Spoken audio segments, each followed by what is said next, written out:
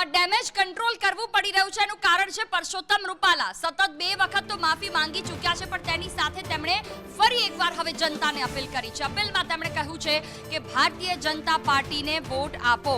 રૂપાલા પ્રચારમાં નીકળી ચૂક્યા છે. અલગ અલગ જગ્યાઓ પર તેઓ સભા કરી રહ્યા છે અને ત્યાં પહેલું કે છેલ્લું વાક્ય તો હોય જ છે કે નાની મોટી વાતને માફ કરો અને જનતા ભારતીય જનતા પાર્ટીને મત આપે.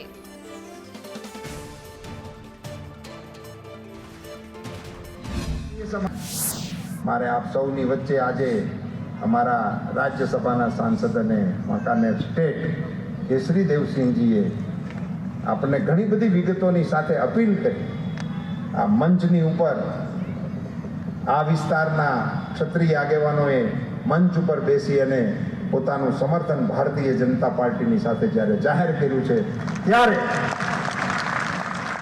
હું ક્ષત્રિય સમાજને વિનમ્ર અપીલ કરવાના મતનો છું કે દેશની અંદર આ પ્રકારનું શાસન જ્યારે નરેન્દ્રભાઈના રાજમાં ચાલતું હોય ત્યારે નાની મોટી વાતને દરગુજર કરીને મેં અગાઉ પણ સમાજની વચ્ચે જઈને જે વિષયો મૂકેલા છે આપ બધા જાણો છો.